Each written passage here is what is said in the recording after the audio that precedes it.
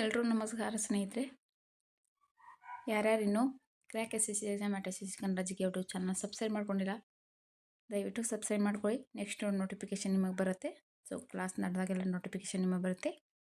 So S S C MTS exam preparation classes so ಜಿ ಡಿಗೂ ಕೂಡ ಯೂಸ್ ಆಗುತ್ತೆ.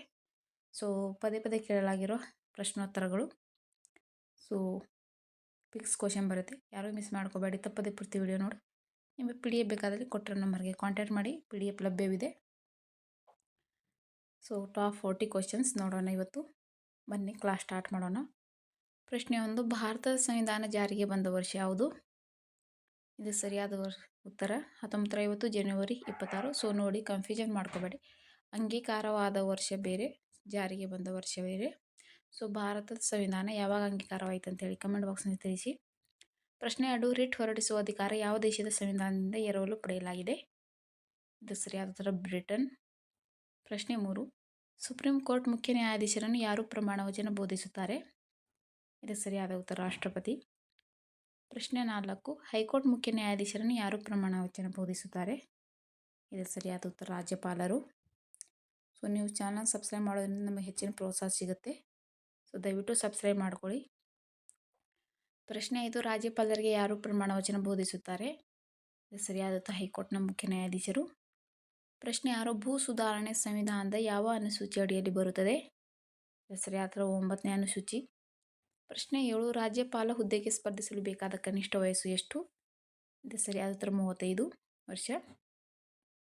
ಪ್ರಶ್ನೆ 8, 19B ವಿಧಿಯಲ್ಲಿ ಯಾವ ವಿಷಯದ ಬಗ್ಗೆ ಉಲ್ಲೇಖಿಸಲಾಗಿದೆ?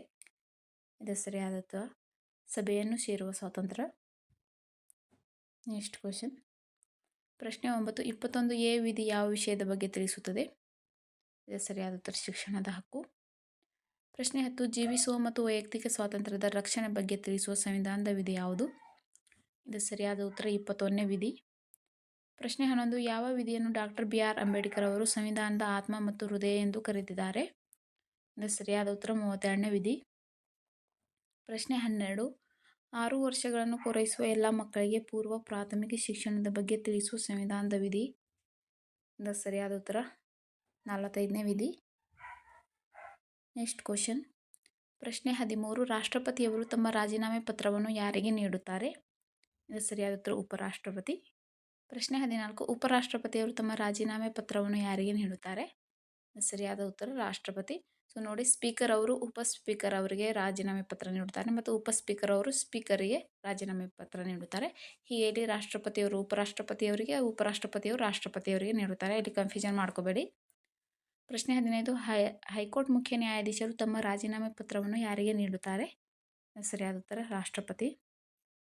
ಪ್ರಶ್ನೆ 16, ಶಿಕ್ಷಣ ವಿಷಯವನ್ನು ಯಾವ ಪಟ್ಟಿಯಲ್ಲಿ ಇಡಲಾಗಿದೆ? ಇದು ಸರಿಯಾದ ಉತ್ತರ ಸಮವರ್ತಿ ಪಟ್ಟಿ. Next question. ಪ್ರಶ್ನೆ 17, ಪೊಲೀಸ್ ವಿಷಯ ಯಾವ ಪಟ್ಟಿಯಲ್ಲಿ ಇಡಲಾಗಿದೆ? ಇದು ಸರಿಯಾದ ಉತ್ತರ ರಾಜ್ಯ ಪಟ್ಟಿ. ಪ್ರಶ್ನೆ 18, ರಕ್ಷಣೆ ವಿಷಯವನ್ನು ಯಾವ ಪಟ್ಟಿಯಲ್ಲಿ ಇಡಲಾಗಿದೆ? ಇದು ಸರಿಯಾದ ಉತ್ತರ ಕೇಂದ್ರ ಪಟ್ಟಿ. ಇದರಲ್ಲಿ ಇನ್ನು ತುಂಬ ವಿಷಯಗಳಿದೆ. ಸೊ ಪದೇ ಪದೇ ಕೇಳಲಾಗಿದ್ದು ರಕ್ಷಣೆ, ಪೊಲೀಸ್ ಮತ್ತು ಶಿಕ್ಷಣ ವಿಷಯದ ಬಗ್ಗೆನೇ ತುಂಬ ಪ್ರಶ್ನೆ ಕೇಳ್ತಾರೆ, ಹಾಗಾಗಿ ಯಾವುದನ್ನೇ ತಗೊಂಡಿದ್ದೀನಿ. ಪ್ರಶ್ನೆ 19, ಅತಿ ಹೆಚ್ಚು ವಿಧಾನಸಭಾ ಕ್ಷೇತ್ರ ಹೊಂದಿರುವ ರಾಜ್ಯ? ಇದು ಸರಿಯಾದ ಉತ್ತರ ಉತ್ತರ ಪ್ರದೇಶ. ಪ್ರಶ್ನೆ 20, ಅತಿ ಕಡಿಮೆ ವಿಧಾನಸಭಾ ಕ್ಷೇತ್ರ ಹೊಂದಿರುವ ರಾಜ್ಯ? ಇದು ಸರಿಯಾದ ಉತ್ತರ ಸಿಕ್ಕಿಂ. Next question. ಪ್ರಶ್ನೆ 21, ಆಸ್ತಿ ಹಕ್ಕನ್ನು ತೆಗೆದುಹಾಕಿ ಕಾನೂನು ಹಕ್ಕನ್ನಾಗಿ ಮಾಡಲಾದ ತಿದ್ದುಪಡಿ ಕಾಯ್ದೆ ಯಾವುದು? ಇದು ಸರಿಯಾದ ಉತ್ತರ 44ನೇ ತಿದ್ದುಪಡಿ.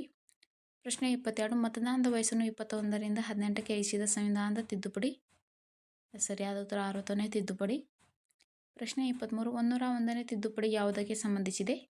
ಸರಿಯಾದ ಉತ್ತರ GST. ಪ್ರಶ್ನೆ 24, ಆರ್ಥಿಕವಾಗಿ ಹಿಂದುಳಿದ ವರ್ಗದವರಿಗೆ 10% ಮೀಸಲಾತಿಗೆ ಸಂಬಂಧಿಸಿದ ತಿದ್ದುಪಡಿ? ಇದು ಸರಿಯಾದ ಉತ್ತರ 103ನೇ ತಿದ್ದುಪಡಿ. Next question. ಪ್ರಶ್ನೆ 25, ಸಂವಿಧಾನದ ಭಾಗ 20ರಲ್ಲಿ ಯಾವುದರ ಬಗ್ಗೆ ಉಲ್ಲೇಖಿಸಲಾಗಿದೆ? ಇದಕ್ಕೆ ಸರಿಯಾದ ಉತ್ತರ ಸಂವಿಧಾನದ ತಿದ್ದುಪಡಿ ವಿಧಾನದ ಬಗ್ಗೆ ವಿವರಿಸುತ್ತದೆ. ಪ್ರಶ್ನೆ 26, ಭಾರತದ ಸಂಸತ್ತು ಸ್ಥಾಪನೆಯಾದ ವರ್ಷ ಯಾವುದು? ಇದಕ್ಕೆ ಸರಿಯಾದ ಉತ್ತರ 1950 ಜನವರಿ 26. ಪ್ರಶ್ನೆ 27, ಲೋಕಸಭೆಯ ಸದಸ್ಯರ ಸಂಖ್ಯೆ? ಇದಕ್ಕೆ ಸರಿಯಾದ ಉತ್ತರ 543. ಪ್ರಶ್ನೆ 28, ರಾಜ್ಯಸಭೆಯ ಸದಸ್ಯರ ಸಂಖ್ಯೆ? ಇದಕ್ಕೆ ಸರಿಯಾದ ಉತ್ತರ 245. Next question. ಪ್ರಶ್ನೆ 29, ರಾಜ್ಯಸಭೆಯ ಗರಿಷ್ಠ ಸದಸ್ಯರ ಸಂಖ್ಯೆ? ಇದಕ್ಕೆ ಸರಿಯಾದ ಉತ್ತರ 250. ಪ್ರಶ್ನೆ 30 ವಿಧಾನಸಭೆಯ ಬಗ್ಗೆ ತಿಳಿಸುವ ಸಂವಿಧಾನದ ವಿಧಿ ಯಾವುದು? ಇದಕ್ಕೆ ಸರಿಯಾದ ಉತ್ತರ 370ನೇ ವಿಧಿ.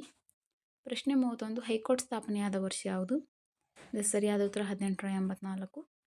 ಪ್ರಶ್ನೆ 32 ಸುಪ್ರೀಂ ಕೋರ್ಟ್ ಸ್ಥಾಪನೆಯಾದ ವರ್ಷ ಯಾವುದು? ಇದಕ್ಕೆ ಸರಿಯಾದ ಉತ್ತರ 1950 ಜನವರಿ 28. ನೆಕ್ಸ್ಟ್ ಕ್ವಶನ್ ಪ್ರಶ್ನೆ 33 ಭಾರತದಲ್ಲಿ ಒಟ್ಟು ಹೈಕೋರ್ಟ್ಗಳ ಸಂಖ್ಯೆ ಎಷ್ಟು?